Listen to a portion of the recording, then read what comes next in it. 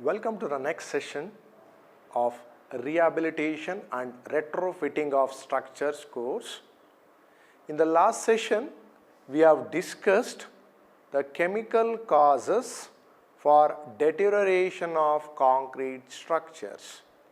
The next topic we are going to discuss in the module number 1 is evaluation of structural damages to the concrete structural element due to earthquake. Okay. So, in the last session, we were discussed the various causes or phenomenon, okay, that is causing the damage to the deterioration of concrete structure. Now, this particular topic is very interesting in such a way that whenever any building collapses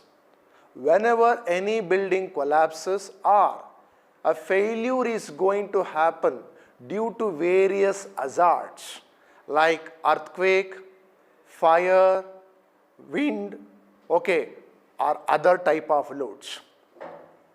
How to assess the building or how to evaluate the building, okay, in order to overcome or in order to give a suggestions to those particular failures.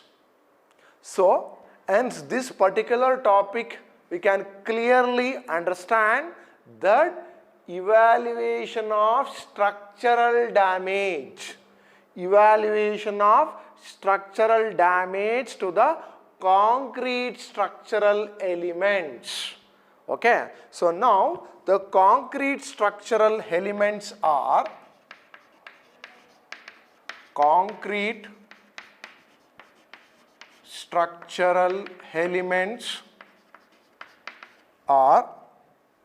first one coming to the foundation,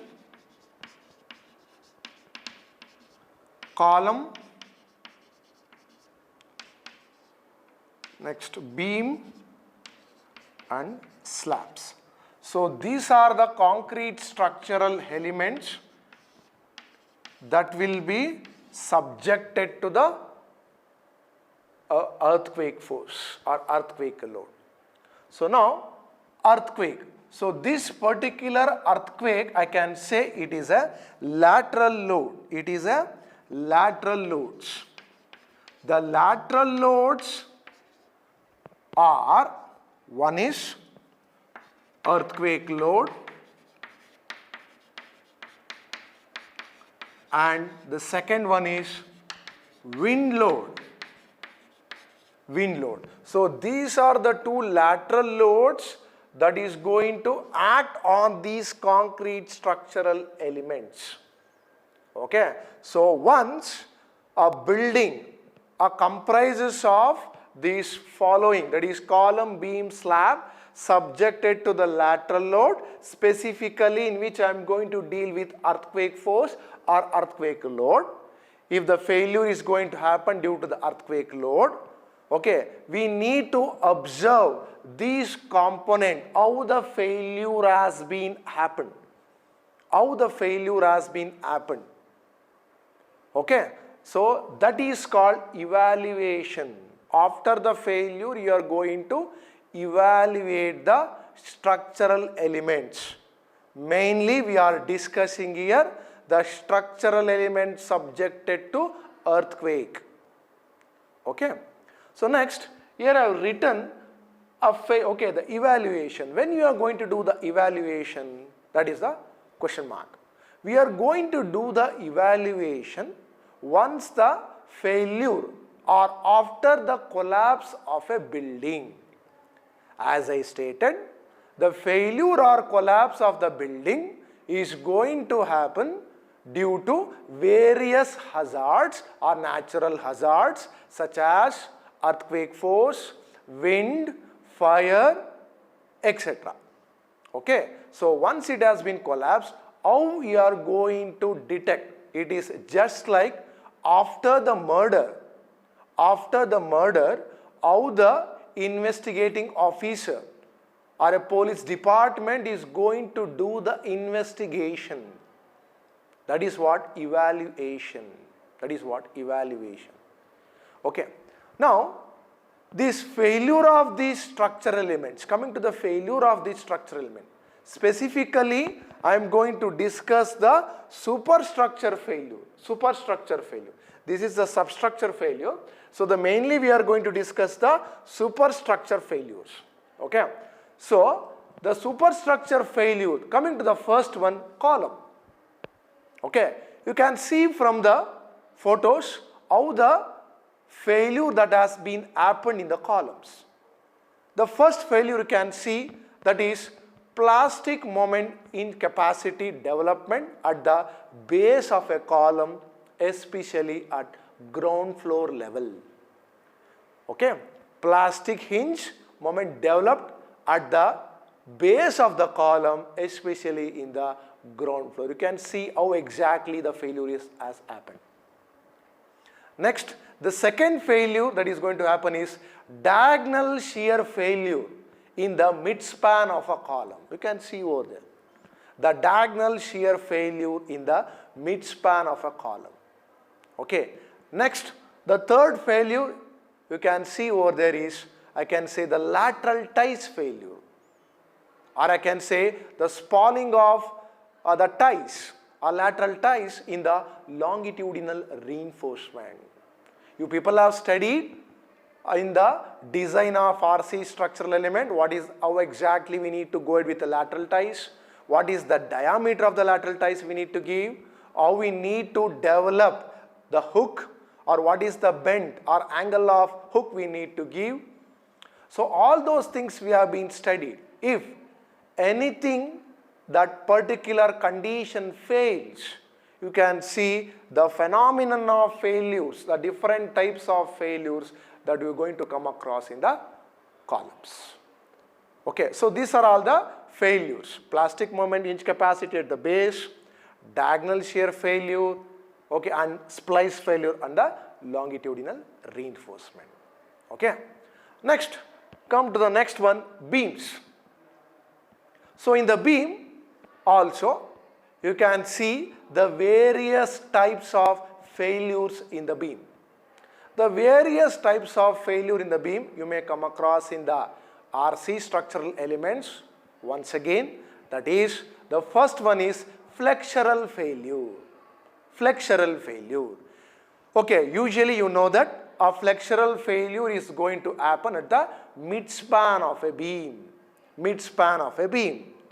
Usually the flexural failure, okay, that is going to happen exactly, you can see from the diagram, okay, exactly at the midspan, and it will be vertical. The crack pattern will be vertical. The next failure is, I can say, flexural shear failure. Flexural shear failure and flexural failure. What is the difference between these? Okay, as I stated, okay, flexural failure is going to happen in the midspan. Here also the flexural shear failure is going to happen in the midspan, but a flexural shear failure is going to follow a path of or angle of 45 degree.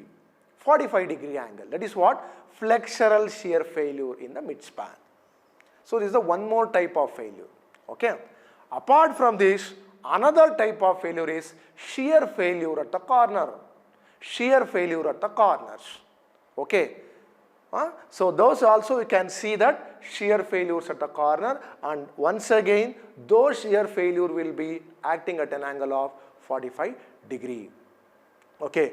Why? You already read in RCC structure element. Okay. Because at the support the shear force will be maximum, at the midspan the bending moment will be maximum. Is that clear? Okay. So these are all the failures you are going to come across in the beams. Okay. Next, coming to the next type of failure is, that is in the slabs.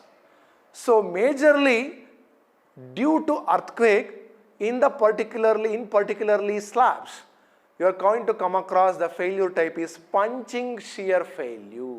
You can see from the photo how exactly the punching shear failure that is going to happen. The entire slab portion that has been, okay, came down. Okay, it has been collapsed. Okay, leaving only the column portion. That is called punching shear failure. So this is also going to happen when there is a change in the gravity loads or when it is subjected to the lateral loads. Is it clear? So these are all the different types of failure. Now I have been shown the various types of failures. Various types of failures. And I have written the caption over there. What is that caption?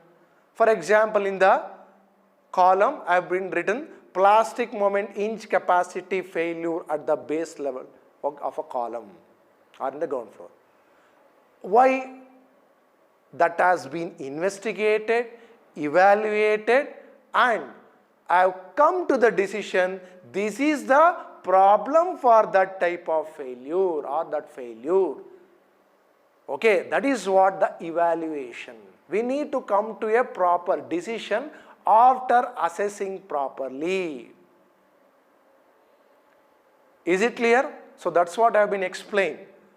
How exactly the investigation officer or CBI officer or a police officer investigate what is the problem, okay, for this particular murder or for its death. Same here also, after the failure of a building, we need to go ahead with a lot of evaluation techniques to assess properly the reason to make a decision.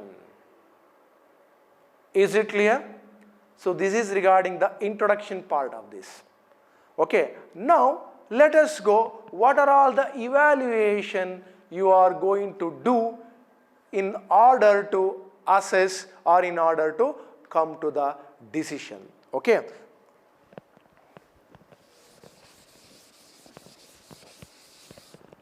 Number one,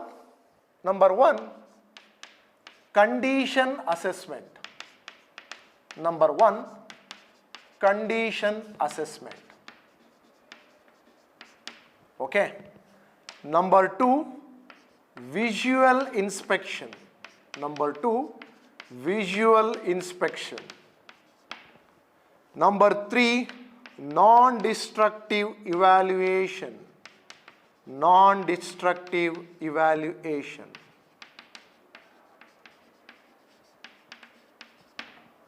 So these are the three methods I am going to do in order to assess and come to the decision for quoting this is the reason for failure of a building. Okay, so now let us get into in detail what exactly we are going to do, the condition assessment, what you are going to do in the visual inspection, what you are going to do in the non-destructive evaluation. Okay, so let me start with number one, condition assessment.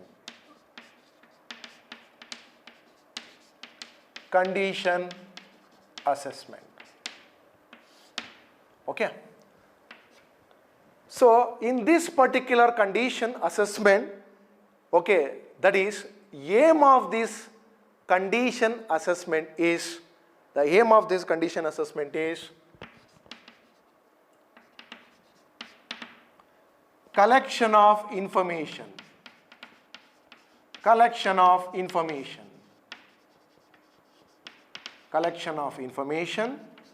Second one, the past performance characteristics. This is very, very important.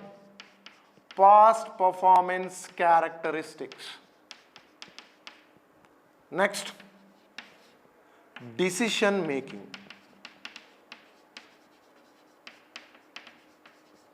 Okay, so this is what the aim of a condition assessment for evaluating a structure. Number one, collection of information. Number two, past performance characteristics. Number three, decision making. Okay, so next, what is that collection of information, or what are the information I need to collect?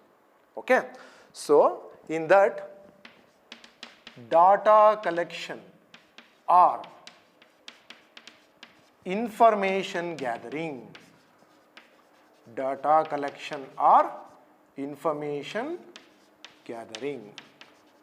So before proceeding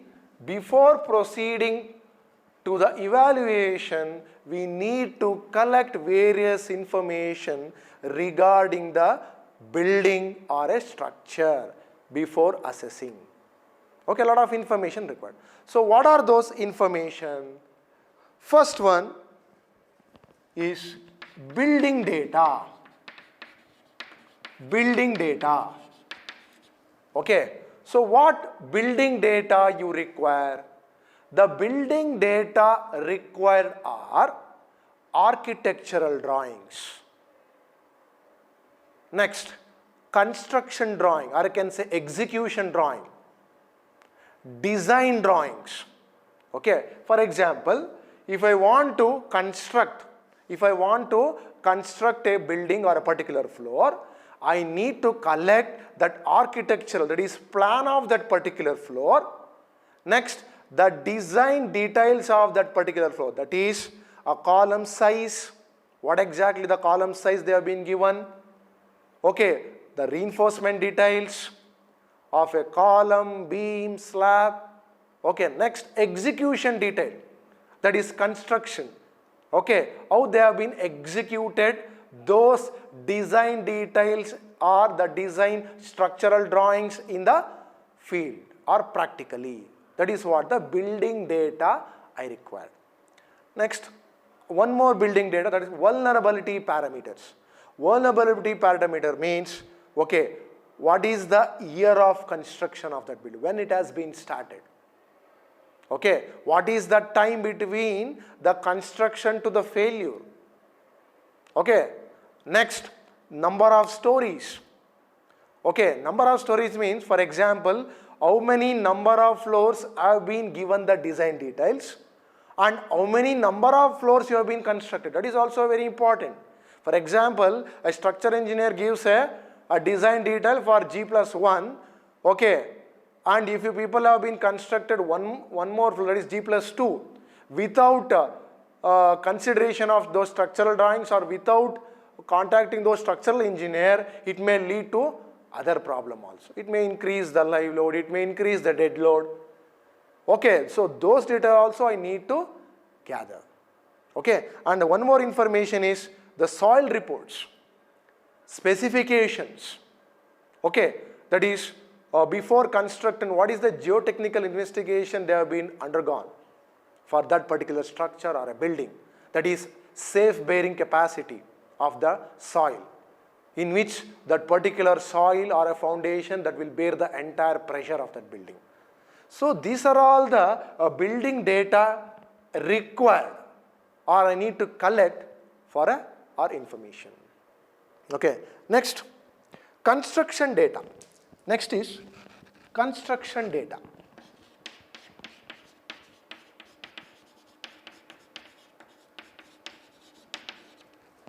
Okay, so what is the construction data that are required? Okay, the construction data required are identification of gravity load resisting system. Okay, so you know that the gravity loads are dead load and live load.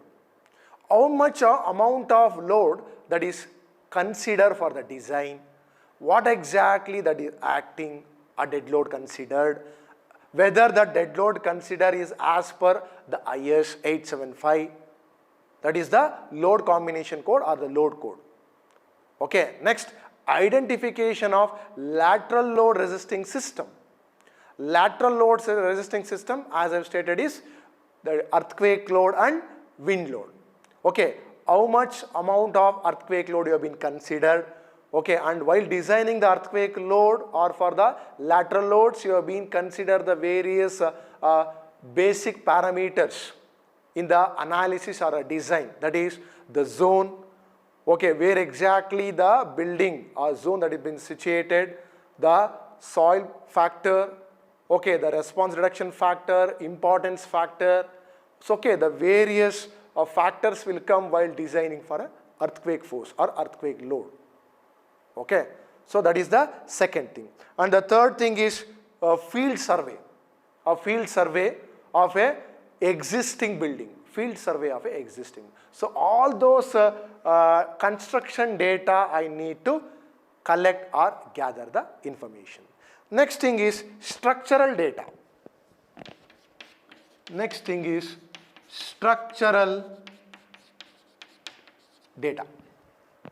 Okay, the structural data required are, the very first thing is materials.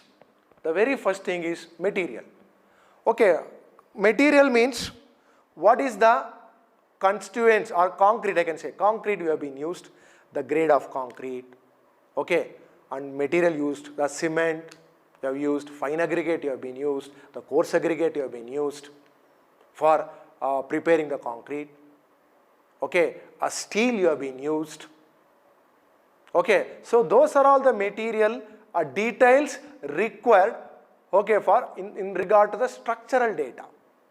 Next, structural concept. Structural concept means what I can say, how you have been come across with the design of that particular building, what is the software you have been used, okay, how you have been taken out the drawings, how you have been referred the structural drawings, okay. And the next, foundation details, or I can say the footing part, okay, the foundation drawing, the executed drawings, okay. Next, apart from this structural drawing, we also go with the non-structural components also. The non-structural component drawing means partition walls. Is it clear? So partition walls. So all those details required in regard to the structural data. And also one more thing, ductile detailing. For example, especially while you are going to design or analyze for the earthquake force, you are going to design the building or a structure for a ductile detailing as per IS 13920. Okay, as per IS 13920. So that is called ductile detailing. You people know that we civil engineers always prefer the building should behave as a ductile in nature. It should be ductile in nature. Any material in which we are going to use, it should be ductile in nature. It should not be brittle in nature. Okay, so hence, okay, what is the ductile detailing you are going to, you have been used in particular with the structural data. So these things are data you need to collect or information you need to gather in building data, construction data and structural data. Okay, is it clear? Did you get the point regarding data collection? Next is past performance characteristics. Past performance characteristics.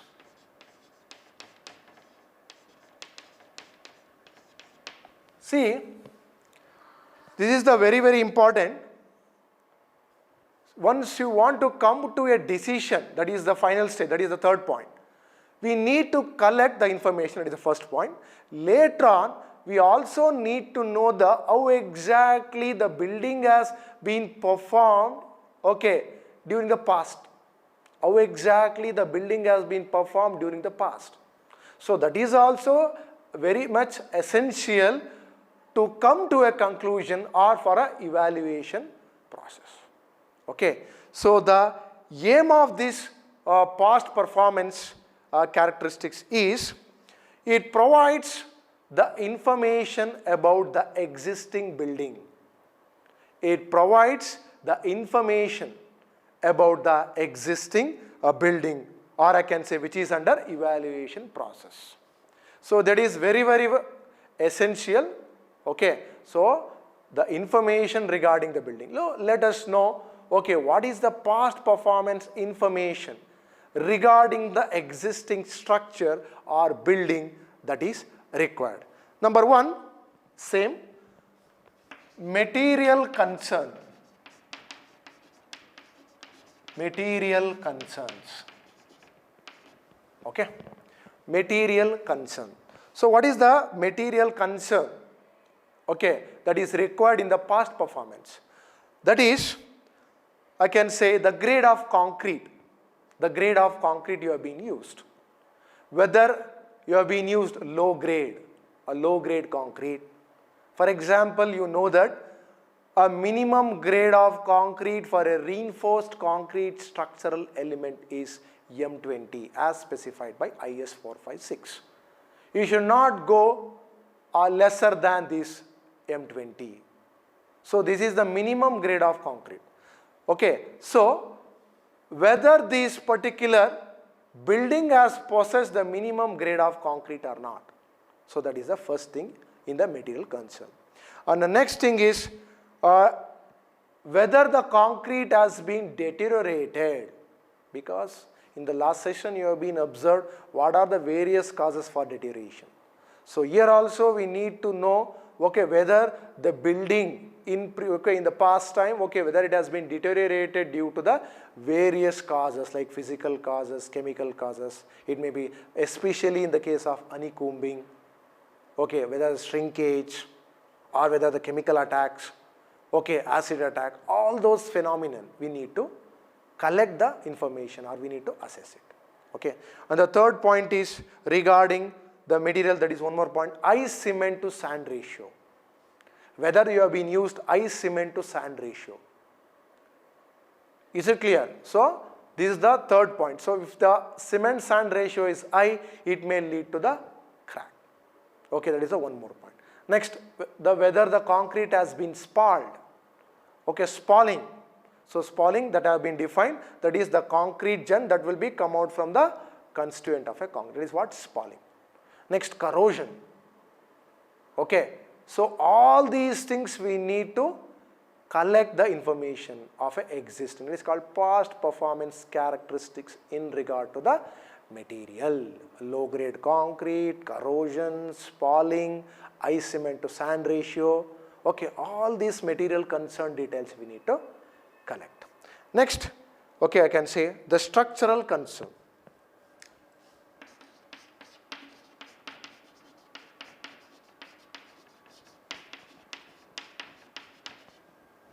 Structural concern.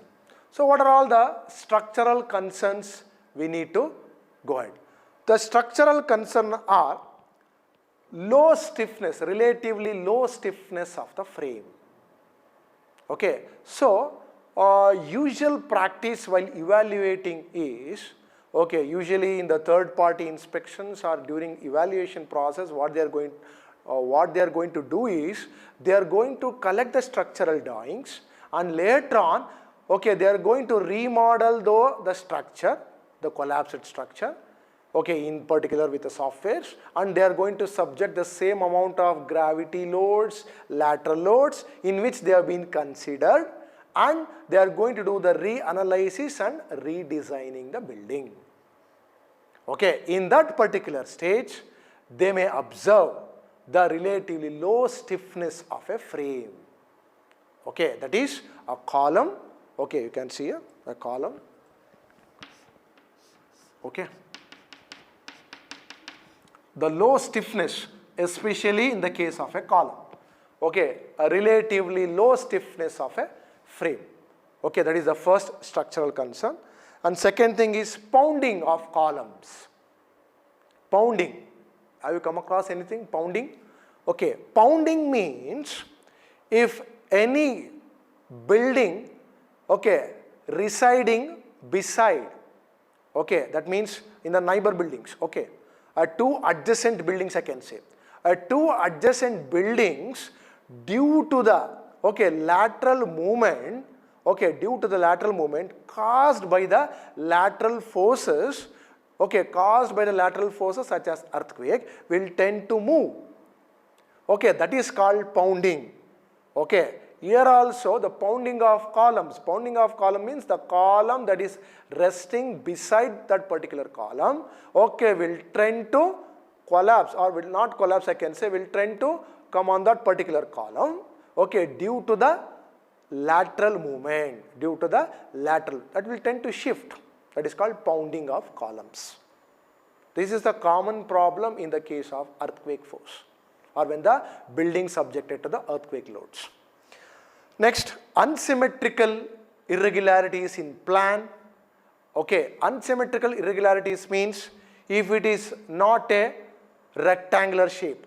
Symmetry means you people have come across in the basic elements of civil engineering. Okay, that is a rectangular shape or I section, symmetrical I section. If it is unsymmetrical I section, okay, a different shape, it may be star, something like a star shape, something like that. Okay, that is what unsymmetrical irregularities in plan, and also unsymmetrical irregularities in elevation. Okay, so all these details you need to, okay, are characteristics or past performance characteristics we need to assess. Okay, because the irregularities, okay, the bending moment pattern, the shear force pattern will be different, hence the load deformation pattern will also change, or load deflection characteristics also changes.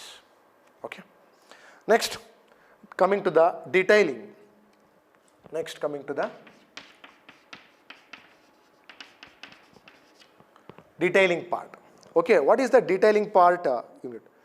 So in the detailing, if it is an insufficient column length, if it is an insufficient column length, for example, your people have been designed the column, and in those cases you are going to check the effective length of a column in the RCC structural element.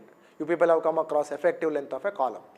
If it is not within the permissible limit, okay, within the permissible limit, then because of insufficient length of a column, it will undergo a concrete spalling. It will undergo concrete spalling. Next, insufficient, I can say, strength of a column, especially moment inch capacity. Insufficient strength of a column, especially moment inch capacity. In those, I can say brittle failure is going to happen. Insufficient length will lead to the spalling, insufficient strength in the column will lead to the brittle failure. Next, inadequate reinforcement. And this especially will be very common in the case of column. You know that the minimum diameter of a reinforcement bar we are going to use in a column is 12 mm. In many situations or in many cases we have been observed they are going to provide 10 mm. So this is a very bad practice they are going to do, or they are going to make the self decision. Okay, so if they are going to violate the code, if they are going to do the violate the code or violating the codal condition provisions, then it will lead to the failure or inadequate. This is what inadequate reinforcement. Okay, for example, you know that for a rectangular column, the minimum diameter of the bar is 12 mm and the number of bars is 4. And for a circular, okay, you know that minimum number of bars is 6 and the minimum diameter of a bar is 12. This codal condition, if you didn't follow, then the structural concern or whatever I can say, the detailing, okay, part will fail. Okay, so this has happened in many investigation which we have been done. Okay.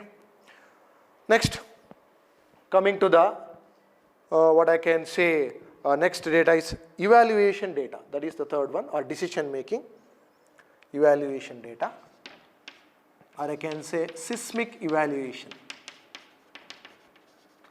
Seismic evaluation, or I can say decision making.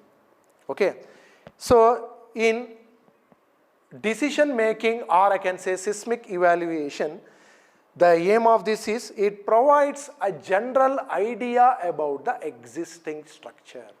It provides a general idea about the existing structure. That is what the this seismic evaluation data does.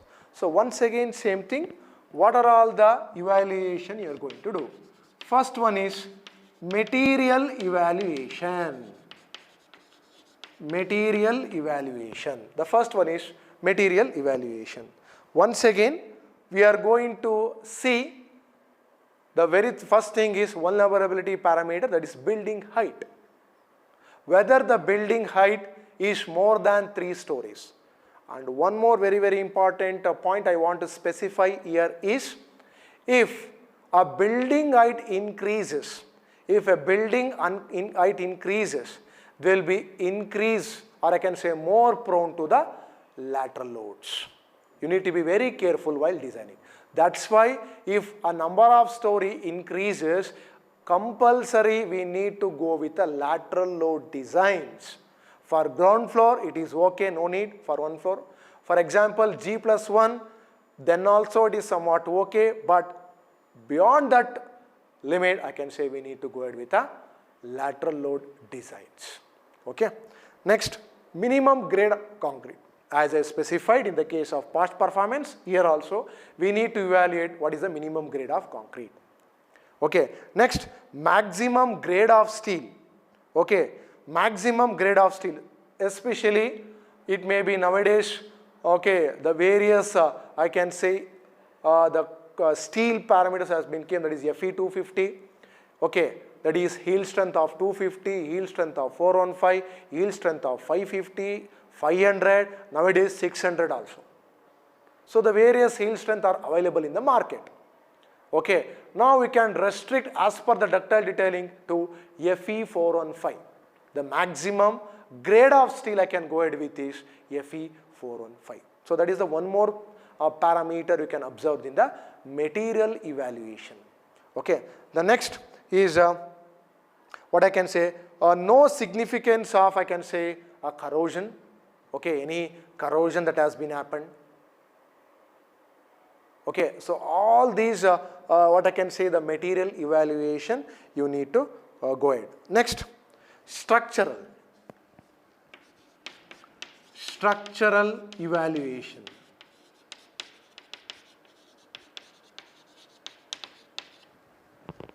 Structural evaluation you are going to do here is evaluation of column strength in terms of shear or compression. Okay, evaluation of column strength, that is the first point. We need to go ahead in the structural evaluation. Evaluation of plan irregularities. Okay, once again the same thing, whether the plan is unsymmetrical or whether the irregularities that has been come across. Next, evaluation of vertical irregularities. Okay, that is the third point. Next, evaluation of very important is beam column joints. Beam column joints. So this is a very important, we need to be very cautious regarding the reinforcement detailing here. Reinforcement detailing. So whatever the reinforcement you are going to give in the beam, so that should pass or should properly connect it to the column. If these two things are not properly connected, that is a beam and a frame is not properly connected, then the behavior will be different. Okay, so hence you need to evaluate the beam column joint also. There you can come across, we need to go with a 135-degree hook, we need to give all those things we need to follow in, especially in the lateral load design. Okay. Next, evaluation of frame and infills. Okay, or I can say evaluation of interaction of frame and infills. Okay, so you can see here, this is what a frame, a column, beam, okay, on above beam, okay, the slab will be resting, okay, once again the column. In between these, okay, we will be having a infill material will be your wall. Infill material will be wall. So what will be the interaction between the infill and the frame? Okay, that you need to evaluate. That means usual practice they are going to do what will be the bending moment and shear force without infill and what will be the bending moment and shear force with infill. Obviously the bending moment and shear force will be lesser when the wall will be constructed or infill material used. Okay, so these are all the structural evaluation you need to go ahead. Next, once again, structural detailing part.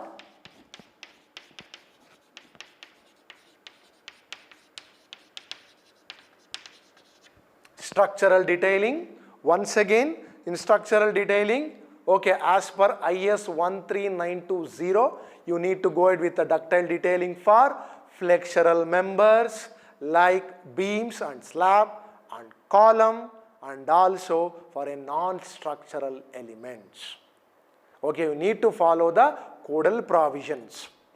Okay, by following the codal provision of a lateral load, that is earthquake code, and the ductile code, you need to properly give the reinforcement, or we need to give the proper detailing, okay, or reinforcement detailing in the flexural member, that is beams and slab and columns. Is it clear? So this is regarding your condition assessment. This is regarding your condition assessment. Okay. The next is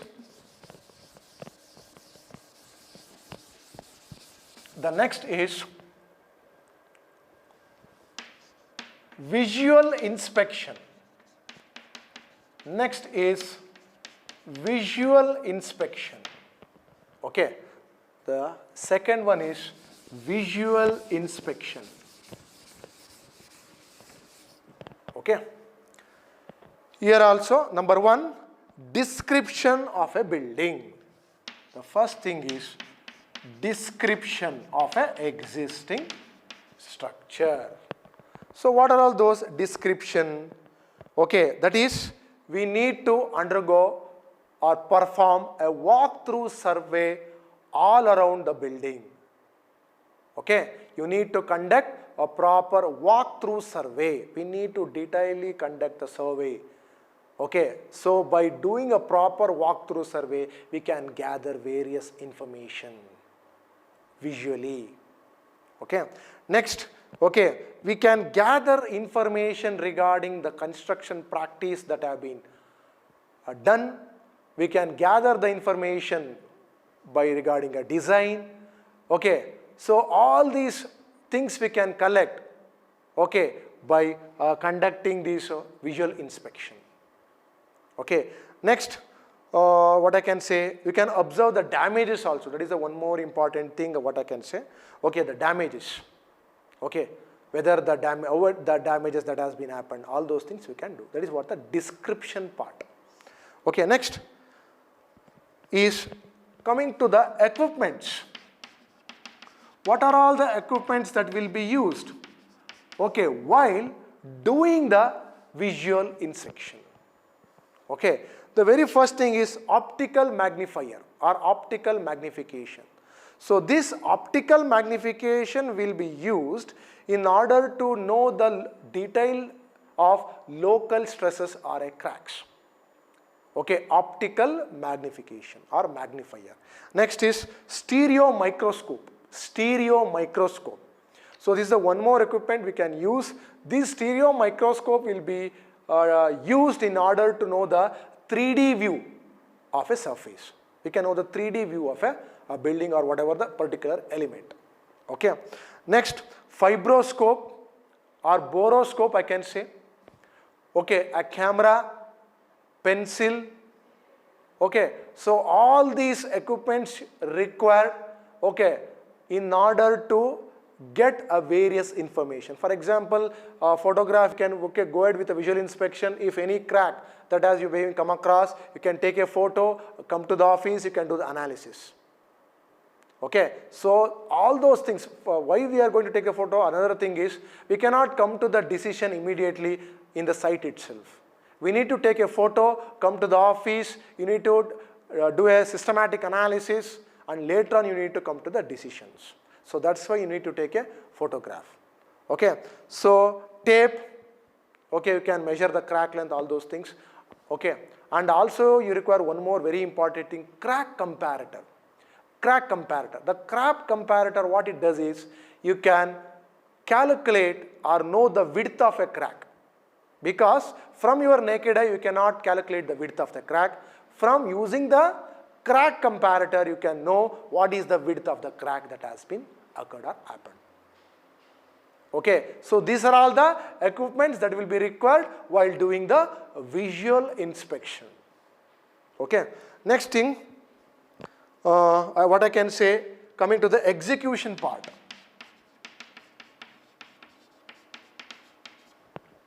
Execution part.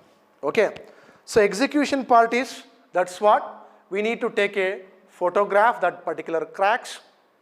We need to take a photograph of that particular cracks, so that after taking a photographs you can do the analysis.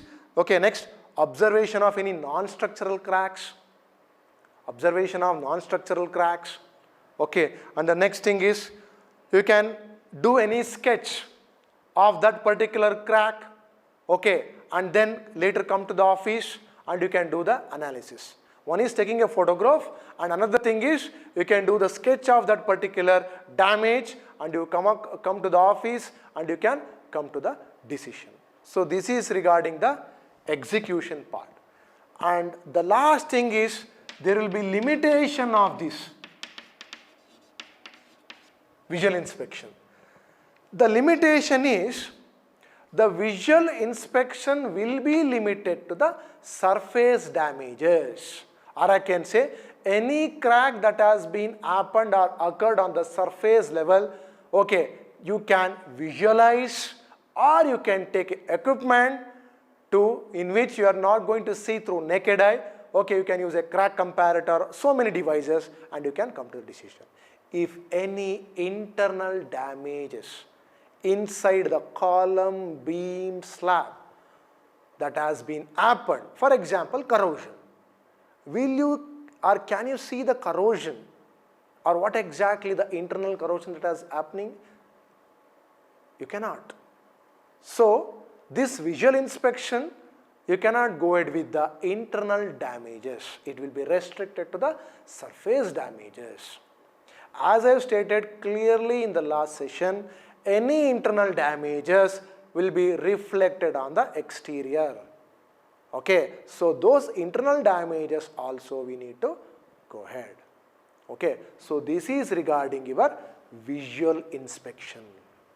Okay, next is non-destructive evaluation. Okay, non-destructive evaluation means without destructing the concrete structural element, without making a column, beam, slab, okay, collapse, okay, you are going to assess the existing strength of a column, beam or a slab is called as non-destructive evaluation. In the laboratory you being perform, okay, a compressive strength of a cube, tensile strength of a cylinder, flexural strength of a beam. Those are called destructive assessing. Those are called destructive. That means you are going to conduct the test on the cube. Okay, you are going to subject the specimen, cubical specimen to the compressive force. You are going to conduct the specimen, that is the cylindrical specimen, to the tensile, okay, and the beam specimen to the flexural loads. Those are called destruction. After destruction, you are going to assess it. Okay, and another is non-destructive evaluations. Okay, so without destructing or making a structure to collapse, without making a structure to collapse, you are going to assess the condition of a structure. One more thing is there, semi-destructive evaluation. Okay, semi-destructive means take out some sample from the column or a beam or a slab, that is called core, and assess in your laboratory and come to a decision. But here majorly we are going to do is non-destructive. That depends upon the situation.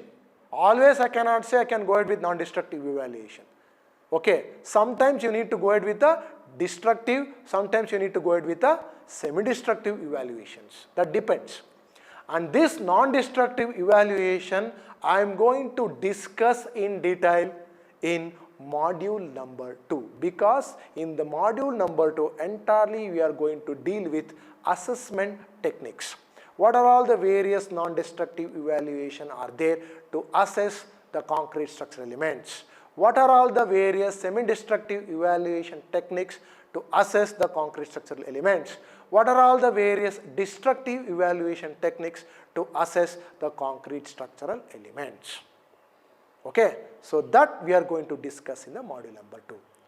Okay, is that clear? So today we have been discussed how to evaluate the structural damage in the concrete structural elements due to lateral load, especially earthquake.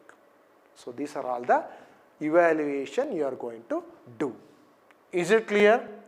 With this, I am going to wind up this module number 1 for this session.